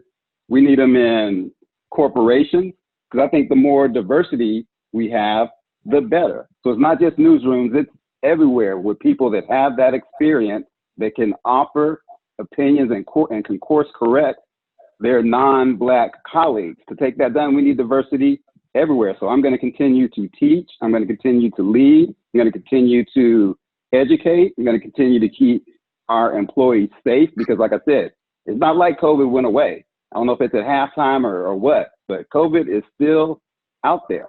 So we still have to be concerned about that. But, and I just, we need more folks in management everywhere. Stewart? Well, what I would say is that we as a whole need to continue to support each other. We're asking the community to support the Black press, because we're going to continue to share our light. We're going to continue to share our message. And at the same point in time, we're always involved in the day-to-day processes. I have my Don't Believe the Hype shirt because unfortunately today was supposed to be the bowl-a-thon. So we're restructuring the bowl-a-thon, but getting back to the press, the challenge is this isn't nothing new as far as racism. This isn't a new challenge. It's an old fight with a new life. The COVID is, and my challenge is, as I told you before, is that as I'm out in the community, I'm always challenging the young ones who seem impervious to the fact that it doesn't hit them until it hits someone personal close to them because they don't really feel it. And that's the sad part about it. So it's a matter of communicating. It's a matter of staying involved. It's a matter of just keeping your head to the pedal to the metal and just trying to innovate yourself and make this work. You know, you're always gonna go through a challenge.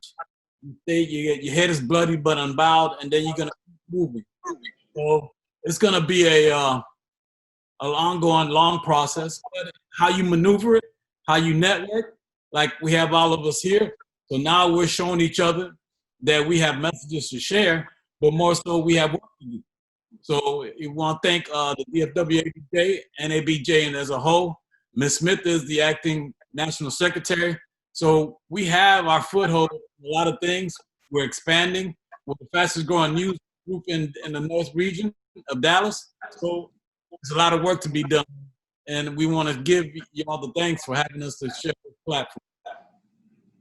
Thanks, Stewart. Terance? I'm trying to unmute myself. As for me, going forward, I am really focused on the what's next, what's the next step. You know, we're looking at a lot of the protests, and it seems like to me, you know, is step one.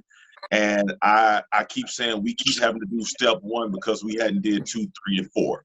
So for me, I'm on to what's next, what's after the protests, what's after the demonstrations, what do we do? How do we lead the people to be able to help us make a change and get into leaderships, get into situations where we can make more decisions. Also bring forth, you know, information to our people so that we can be more educated. And a lot of times we throw out the word, we got to be educated. I'm not talking about a degree when I say educated. Education for me, I'm substituting the word knowledge for. We have to get the knowledge so that we can move forward and start to grow our community and our younger kids coming up. We need to let them know. I guarantee you, Stephen, most kids don't even know there's a management position in the newsroom. Only thing they know is what Demond does. Oh, be on TV. But there's a whole nother industry out there. So when I go to school, that's all I talk about. I let them know. For everything you do naturally, there's an industry out there where somebody is making money. So I want to start to continue to educate kids, continue to educate people to be able to say, listen, you can go out here and do these things because we need you in these strategic places. We need more Stevens. I met him when I went out to the meeting. We went to Temple 5 and just listening to him talk and say, listen, if the news don't come out right, it's probably because there's not enough black people in the newsroom fighting for these stories to get out. We got to get back in these situations. So I'm on the what's next. What are we doing after this? Can we get to steps 2, 3, 4, 5, 6 so we don't have to repeat step 1 again? Appreciate that. Mr. Price. I think I got disconnected, but I got an idea of what the question was. When I was at the Fort Worth Star-Telegram, one of the advantages I had covering the Dallas Mavericks was when I went on a road trip, I was by myself. So because I was the only one on that road trip on the Fort Worth Star-Telegram. But since I've been with the Dallas Mavericks, I'm on a team plane. I got 50-something coworkers on the plane with me. So when we go out to eat, I got to go out to eat with some of them. And guess who get to choose the restaurants we go to? Every time is them, so I have to decide whether I want to go with them or not. So I stopped going with them. So what I started doing is when we got back home, I say, look, y'all got to start eating at some of these black businesses too, so we can put some money in their pocket. I know you like soul food. You might want your coworkers to know that. So I started taking them to Baby Back Shack and 2 Partners so we can help out the black businesses and put money in their pocket. And the other thing I always tell them is Amy Cooper. I know you guys know who that is. That's the lady in Central Park in New York the other day that said she called the police and said this black man who was a bird watcher was threatening her and her dog, which is a flat out lie. Thank God the guy videotaped it. So I tell my coworkers, you see that story right there? That has happened to me. That happened to black people all the time. I know you guys don't believe it. So I always try to tell them stuff that happened to me. And now I think with everything that's happened in the last week or so, they starting to believe some of this stuff is happening nationwide. So I'm always sharing stories with them and let them know that, hey, I know most of the people in this world are white, but hey, we live here too. We're not going anywhere, so you're going to have to deal with us. So you better listen to our stories. No, Dwain, most of the people in this world is black and brown. They really the minority. Very much so. That's why they're scared of us. They're the Exactly. only non-human on the planet.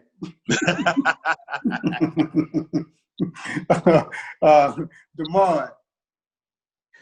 Even though moving forward, I'm going to continue asking provocative questions, making sure that I pitch some enterprise coverage of communities that aren't normally covered.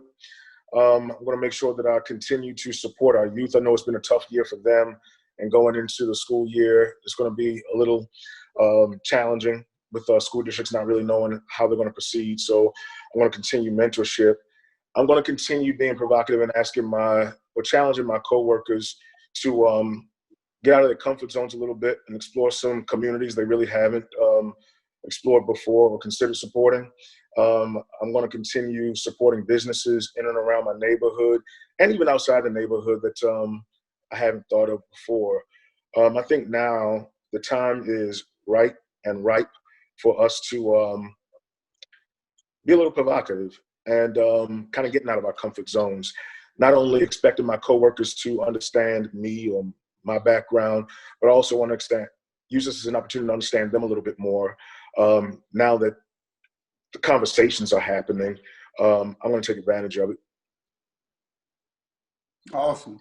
I definitely appreciate you guys jumping on and us having this conversation. I wanted y'all to see my face. I definitely appreciate, everybody, sharing their stories, being on this call, doing this, because like I said, this is very important and it's vital at this time that we are able to have these types of conversations. So you guys can all have a safe space to speak y'all pieces that y'all may have, or y'all concerns that y'all may have, without anybody judging you or anything like that, or any, consequences that may cost you anything. This is a safe space to talk. And this is something that we need in our community, just period. This is just a microcosm of that. But I really appreciate you guys joining this call. And I know Cheryl, she put this together. She does a lot. And I appreciate her for doing this. And I appreciate the DFWABJ for doing so. This is needed. And my challenge to this is, like Demond, you said, man, just keep fighting. You have support. Just keep fighting for your stories. Keep fighting in those rooms to get those stories told, because what Terance said about Stephen was right. Like, if the story's messed up, it's because there's no one in there that looks like you that's telling the story, and that is so vital, and it's important for our community for us to have our stories out there told by our people the right way. So I just encourage you to keep fighting, man, and y'all keep fighting. And if y'all, like I said, if y'all need anything, everybody, Cheryl has my information. Terance, you already got my information. And if anybody else wanted, just let me know. I'll do all I can to help you fight. I can do all I can to support you with the resources I have, or whatever I need to do to help, make sure that everybody's it will be good. Whether it's whatever, just let me know. Bethel, we're gonna go to these schools and teach these kids about money with you, man. Yeah, let's do that.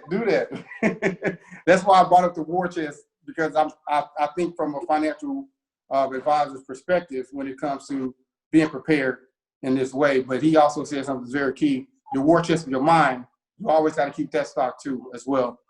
So I encourage you guys to keep fighting. I appreciate you guys. And I'm going to turn this back over to Cheryl, the president of the DFWABJ, Ms. Cheryl Smith. Thank you so much, Bethel. And let's give a big hand clap for Bethel. Thank you so much for that. And on behalf of NABJ President Dorothy and the whole NABJ board and membership, I just say thank you to all of you. There are a few quick takeaways in the next 3 minutes that I have to say. You know, this was so important, and it was very, I needed it. I don't know what it did for each of you, but I needed it. And I know that I'm hearing from people, they needed it as well. And I want to say that we have to make sure that you all don't have to fight alone. We know of what's going on, so we have to support you. And we have to get Black people to a point where we can't treat our young Black boys like white America has treated us. And I think that's part of the problem. And they are afraid of you when you were young. And then we have our young boys around here who someone texted me while you all were talking and asked, was I afraid to be in my community? Well, they didn't know me, because anybody knows me knows that's not even an issue for me. But we have a lot of issues we need to discuss.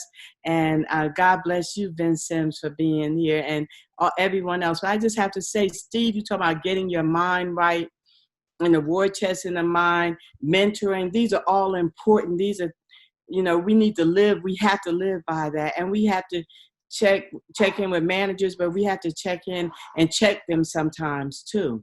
Damon, you talk about that coded language. We're dealing with that across this country because there's a lot of it going on. And I keep hearing about peaceful protests, and it just made me think of my man Dick Gregory in the background here, because he talked about the Million Man March when they couldn't get the numbers right. And he said, but if there had been one fight, the news, we would have been reporting there were 1 million so-and-sos out there fighting, you know, because the numbers, because they know how to spin it when it's a negative story. So that coded language is out there is really important. And we need those managers. And so thanks for being a voice in the newsroom and having those candid conversations with folks. And we do have to worry about, all of you know, we have to worry about being that angry Black woman or that angry Black man. And that's a burden. You know, having a cell phone, Robert, you talked about having, you're dealing with, we have to look at, when you look at the top stressors of it, I know we're getting down to the wire, layoff, health, you know, the things that we're dealing with, and then watching a man murdered live on the screen, that has to be challenging. And I just hope that with everything that you're going through, the Small Business Administration, you know, has for those independent contractors, for those small businesses and everything. And we talked with Ahmad Gori earlier today, and he talked about there's still $100 billion left.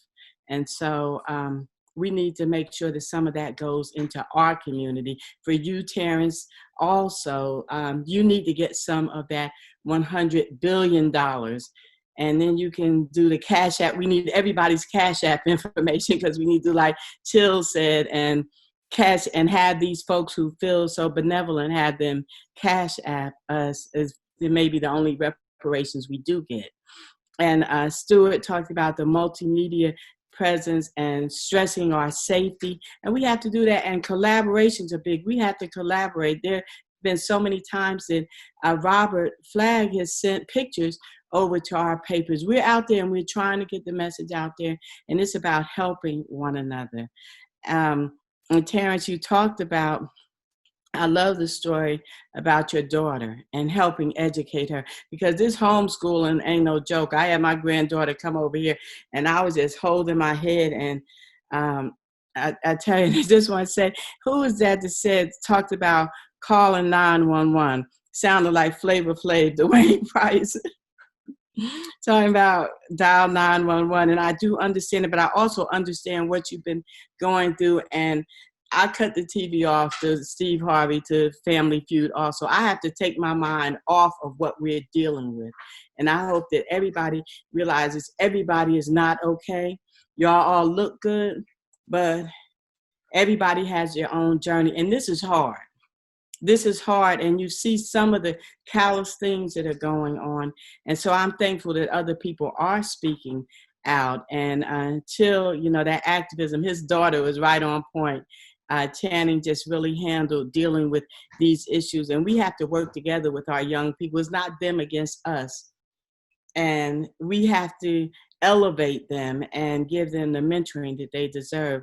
that war chest, Bethel, I can't say enough about you working with Black businesses and talking about helping us to get financially where we need to be, and also about equipping our young Black boys. Because us women, we got some work to do with our young Black girls. But, you know, as we move forward, we're expecting there's some positive things that could come out of COVID, just like there are positive things that could come out of George Floyd's death, his murder. And there's some positive things about us working together and doing more like this. We have to thank Eva Coleman, because she just the super producer, and she makes things happen. And we need to do more of this. We need to engage. We need to have that space, as Bethel said, to get together and to see how we can work through this and know that we're not alone. I have to tell you, Bethel, if things get tough, don't pawn your rings. You know, I thought he was going to show his Super Bowl rings for us, but whatever you do not pawn them. And, you know, just understand that we have to be a voice. NABJ, you know, we're dealing with this. We're making some changes. Our convention is virtual this year, and that's something new for us. But guess what? This is an opportunity for all of us. If you're taking a vacation right now, you are going to be in trouble when this is all over. On the other side of that, you need to be making people need you even more during this time. They need to see you in their face, that you aren't taking a coronation, that you are preparing for the other side, because some reset buttons, there are people that I know each of you are realizing that you don't need them in your life because they're not in your life right now. So when we come out of this, you won't need them either. There are things that you're going to discard. And I say to you that we need to be there for one another. And so I thank you all so very, very much. I know tomorrow there's going to be an NABJ media related session like this. And so you can check on our Facebook page for more information about that. And Eva, again, I can't say enough about this is what we need to be about. When we talk about Black males, it's strong, but we need to understand, you know, we can talk big and bad wherever we are, but we need to have backup for you. We need to know that, Stephen, when you're in there talking, you know, and I think Chill left, but there are people who are calling me today about the promo that the Cowboys did. And they said, where's Jerry, whatever his name is? You know, where is he? And we know where he is because we know what type of guy he is.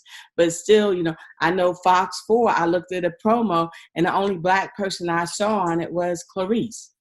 You know, we're dealing with worse numbers in our industry than 20, 30 years ago. And so we have to speak up and say something, but I don't want each of you to be the ones. I'm asking for those who are listening, for them to do it, for them to speak up, because everyone saw the injustice of George Floyd, and you saw as you just saw the knee just pressing harder on him. And so it didn't need to be only us that spoke out, just like it needs to be more than us to speak out about little Darnella, who people are crucifying on social media because she is 17 years old, didn't put her phone down and go help. You know, we have some work to do in our community, and just know that DFWABJ is there, NABJ is there, and we're glad that you are where you are, and you have our support. Let's continue working together. And with that, it's happy hour, Dwain. I'm trying to get to 100 straight days without alcohol. I'm close now. That's March the 7th. What are we doing? June the 6th now? So that's about 90 days old. Health. Thank you guys so much. This has been awesome. Thank you so much. Thank you. Thank you, guys. Thank you. Thank all of you.